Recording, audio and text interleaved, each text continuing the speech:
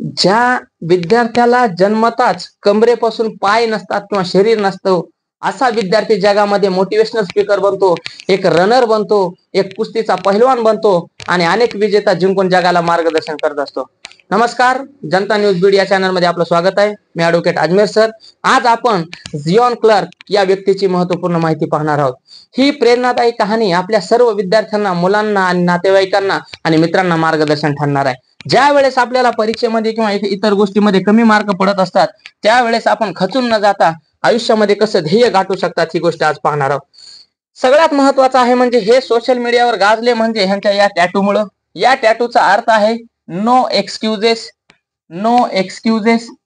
No म्हणजे नाही, excuse म्हणजे कारणे किंवा बहाणे. No excuses. बघा, नो एक्सक्युजेस म्हणजे कुठलेही कारणे नाहीत किंवा बहाणे सांगायचे नाहीत. यांचा जो कमरेपासून खालचा भाग आहे तो म्हणजे निकामी आहे आणि तो नाही. तर किंबर्ले हॉकिन्स नावाच्या एका महिलेने यांना दत्तक घेतलं, अडॉप्ट केलं आणि त्यानंतर ह्यांचं आयुष्य बदललं.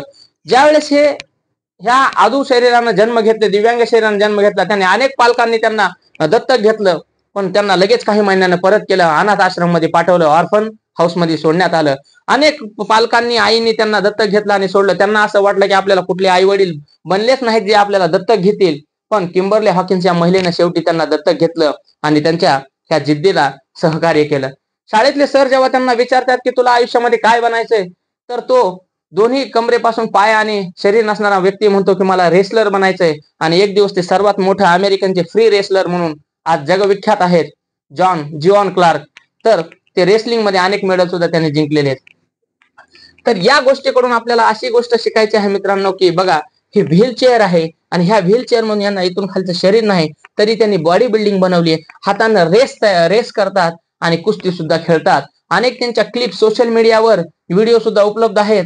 आणि कुठलीही गोष्ट ज्यावेळेस एखादी लोक नावं ठेवत आहेत, याचं काय खरं, हे काहीही करतंय, त्याला काय येत नाही, तो काहीही बोलतो, नुसता बाता आणतो, तर जग आणि दुनिया ही नाव ठेवत असते मित्रांनो. जग आणि दुनिया ही लोक नाव ठेवत असतात, पण ठेवलेल्या नावाचं आपल्याला काय करायचं आपण ठरवलं पाहिजे. ठेवलेल्या ह्यांचं एक वाक्य आहे की जे लोक नावं ठेवतात किंवा जे तुम्हाला त्रास देतात, त्याची ताकद तुम्ही स्वतःला वर उचलण्यासाठी करा.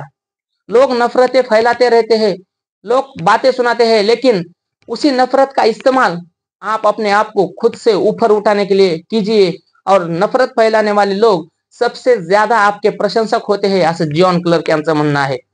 की जे लोक नाव ठेवतात ती ताकद बनवा आणि त्या ताकदीचा उपयोग स्वतःला तुमच्या आहे त्या परिस्थितीतून उंच नेण्यापेक्षा ध्येय पूर्ण करण्यासाठी आणि स्वप्न पूर्ण करण्यासाठी आणि टॉपला घेऊन जाण्यासाठी उपयोग करा. त्याचा ताकद म्हणून उपयोग करा. नावं प्रत्येकाला ठेवत असतात, चुका प्रत्येक जण काढत असतात, असं कर तसं कर. पण ह्या जिऑन क्लार्क बघा मित्रांनो, हा रेसर आहे आणि ह्या रेसलिंगच्या स्पर्धेमध्ये त्यांनी 100 मीटर मध्ये हे विजेते आहेत आणि 400 मीटर मध्ये सुद्धा सायकल रेसलिंग मध्ये हे विजेते आहेत.